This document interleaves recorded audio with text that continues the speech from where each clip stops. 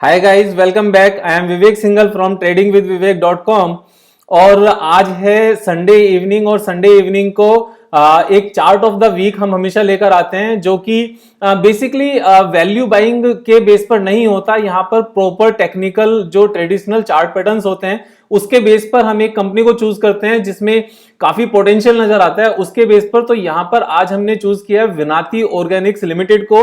तो यहाँ पर हमारा जो मेन पर्पस होता है वो ये कम होता है कि ये एक वैल्यू बाइंग होगी, ये इसके 200 डे मूविंग एवरेज के नीचे चल रहा है या नहीं चल रहा है। यहाँ पर ट्रेडिशनल चार्ट पैटर्न को डिस्कस करते हैं और इसमें बाकी वीडियोस में जैसे मैं बताता हूं जहां पर हम 200 दिन के मूविंग एवरेज के नीचे बाय करते हैं ग्रेट कंपनीज को, तो वहां पर हम स्टॉप लॉस नहीं लगाते हैं। लेकिन जो ट्रेडिशनल चार्ट पैटर्न को जो संडे को मैं लेकर आता हूं चार्ट ऑफ द वीक में, उसमें ट्रेडिशनल चार्ट पैटर्न में स्टॉप लॉस को भी मैं लगाता हूं। तो यहां पर फिर भी नॉलेज के लिए हम तीनों चीजों को डिस्कस करेंगे कि इसके बिजनेस क्या है, फाइनेंशियल्स क्या कहते हैं और टेक्निकल चार्ट क्या कहता है, कहां पर हमारा इसका टारगेट होना चाहिए, कहां स्टॉप लॉस होना चाहिए। लेकिन आगे बढ़ने से पहले फिर मैं एक चीज जरूर कहूंगा कि ये एक वीडियो जो मैं बनाता हूं ये सिर्फ और सिर्फ एजुकेशनल पर्पज से है। यहां पर मेरा किसी भी स्टॉक को खरीदने का कोई रिकमेंडेशन नहीं है। मैं यहां पर जो कोशिश करता हूं वो आपको सारे एस्पेक्ट्स और फैक्ट्स बताने की कोशिश करता हूं जिसके चलते आप खुद से चीजों को एनालाइज करना सीख सकें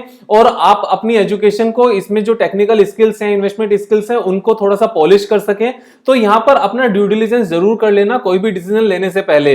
तो देखो, जहां तक बिजनेस की बात है तो बिजनेस में ये लोग ऑर्गेनिक केमिकल्स बनाते हैं, ऑर्गेनिक इंटरमीडिएरीज बनाते हैं और जो बाकी केमिकल्स हैं वो बनाते हैं। तो केमिकल्स की मुझे बहुत ज्यादा समझ नहीं है, लेकिन जितना इसके फाइनेंशियल्स से पता चलता है इसके फाइनेंशियल्स बहुत ज्यादा ग्रेट हैं। और फाइनेंशियल्स ग्रेट कैसे हैं कि जो रिटर्न ऑन कैपिटल एम्प्लॉयड है वो 36.4% है।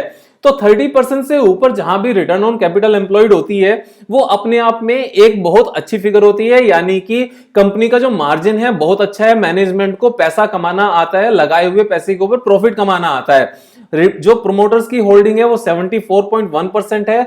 मैक्सिमम जो सेबी की गाइडलाइंस हैं उसके अकॉर्डिंग कोई भी कंपनी जो नॉन पीएसयू कंपनी है वो 75% तक ही प्रोमोटर्स अपनी कंपनी में होल्डिंग रख सकते हैं। 25% उनको डाइल्यूट करना पड़ता है जनरल पब्लिक के लिए। तो यहां पर ऑलमोस्ट मैक्सिमम प्रोमोटर्स ने अपने पास रखा हुआ है, यानी कि प्रोमोटर्स को अपनी कंपनी में पूरा विश्वास है, उन्होंने मैक्सिमम होल्डिंग रखी हुई है। ये अच्छी बात है।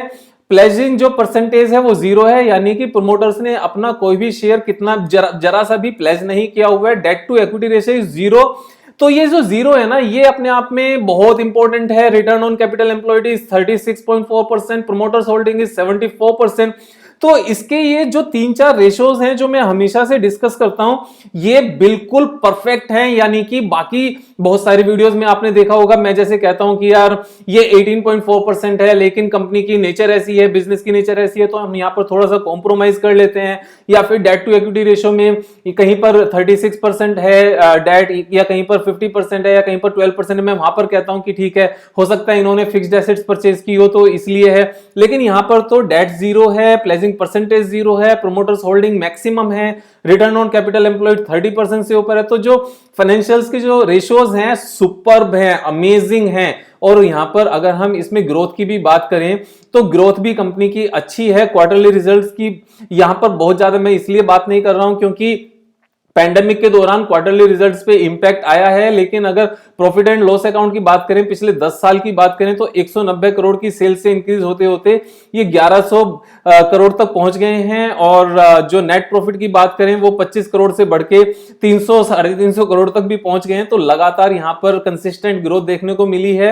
बैलेंस शीट की बात करें तो इन्होंने शुरू में 2012 में कंपनी के ऊपर लोन भी था 173-74 करोड़ का, 237 करोड़ का, लेकिन इन्होंने धीरे धीरे जैसे जैसे इनकम होती गई आने वाले टाइम में इन्होंने इसको पे ऑफ कर दिया। और आज की डेट में कंपनी के ऊपर जो लोन है वो 0 है। पिछले मार्च 2020 में भी 0 था, अभी भी 0 है। तो ये एक बहुत अच्छी बात है। देखो, अगर 2009 की बात करें तो जो प्रोमोटर जो कंपनी के शेयर होल्डर्स का पैसा था वो 55 करोड़ था और जो बोरोइंग थी वो 51 करोड़ थी।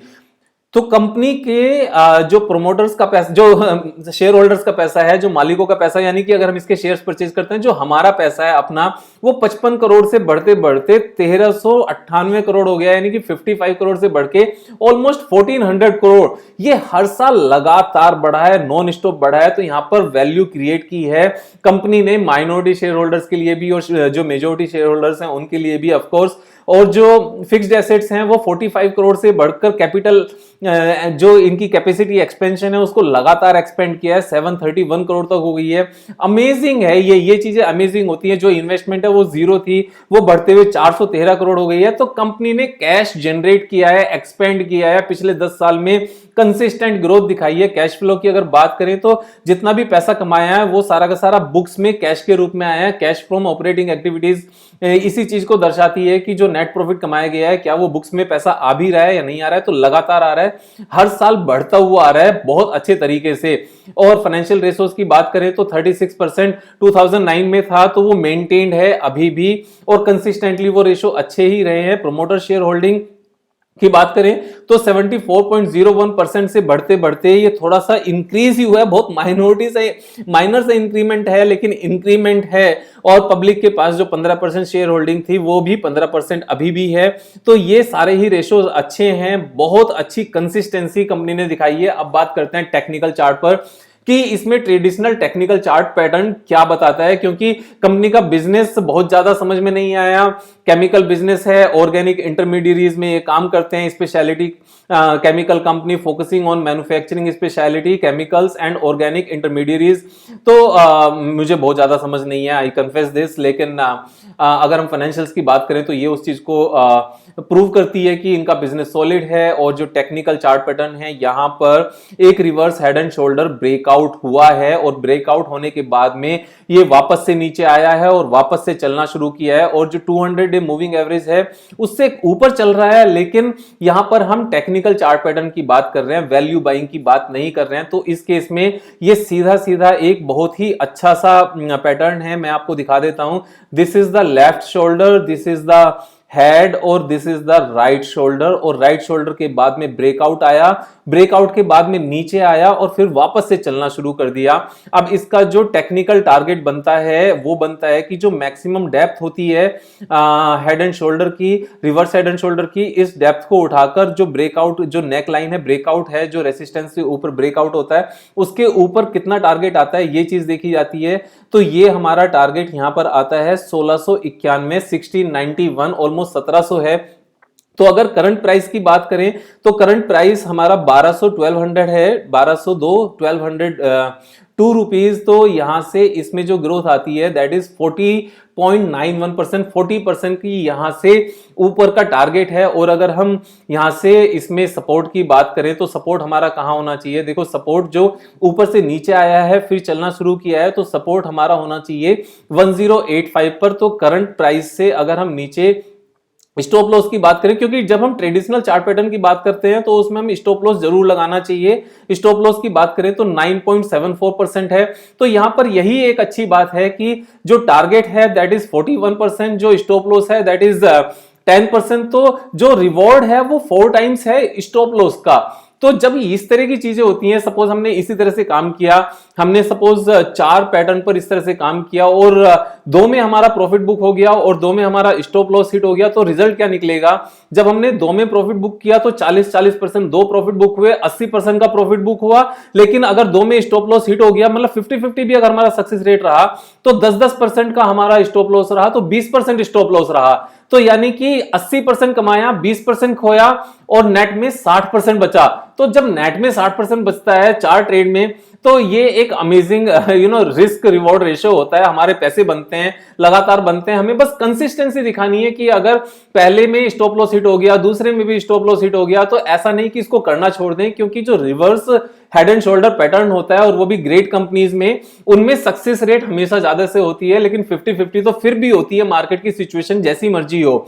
तो यहां पर इसमें जो पैटर्न में टारगेट है दैट इज 1700, जो हमारा स्टॉप लॉस है दैट इज 1085। स्टॉप लॉस के केस में मैं एक चीज जरूर कहूंगा, जब हम इस तरह से स्टॉप लॉस लेते हैं तो इंट्राडे में अगर नीचे चला जाए इस लाइन के नीचे और वापस ऊपर जाकर बंद हो तो उसको नहीं मानना चाहिए। अगर इस लाइन के नीचे क्लोज हो जाए तभी हमें उसको मानना चाहिए। अब क्लोज के केस में बड़ा सिंपल सा है कि 3:25 पे 3.325 पे अगर हम देख लें कि इसके नीचे ही क्लोज हो रहा है तो निकल जाएं, और अगर उसके ऊपर क्लोज हो रहा है तो बने रहें, क्योंकि अदरवाइज क्या होता है इंट्राडे में ऑपरेटर्स प्राइस को नीचे लेकर आते हैं, नीचे स्टॉप लॉस हिट कराते हैं और वापस से ऊपर ले जाते हैं, उसको स्टॉप लॉस ट्रैपिंग कहते हैं।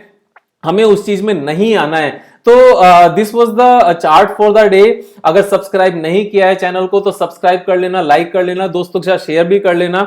और इस तरह की वीडियोस जो टेक्निकल चार्ट पैटर्न पर होती है, ट्रेडिशनल चार्ट पैटर्न पर होती है, ये एवरी संडे हम लोग 5 बजे लेकर आते हैं। वैसे तो एवरी डे 5 o'clock एक वीडियो आती है just to polish our trading and investment skills. तो बने रहिए, लगातार सब्सक्राइब कर लेना। कल फिर मिलेंगे ठीक 5 बजे एक नई वीडियो के साथ, और कल की वीडियो थोड़ी सी और अच्छी होने वाली है। मैं आपके साथ में ये शेयर करने वाला हूं कि ट्रेडिंग अच्छी होती है या इन्वेस्टमेंट अच्छी होती है, और अगर ट्रेडिंग अच्छी होती है तो क्यों अच्छी होती है, और इन्वेस्टमेंट के जो फायदे हैं वो क्या होते हैं। तो कल फिर मिलते हैं। I am Vivek Singhal from tradingwithvivek.com। Thank you so much, have a nice day.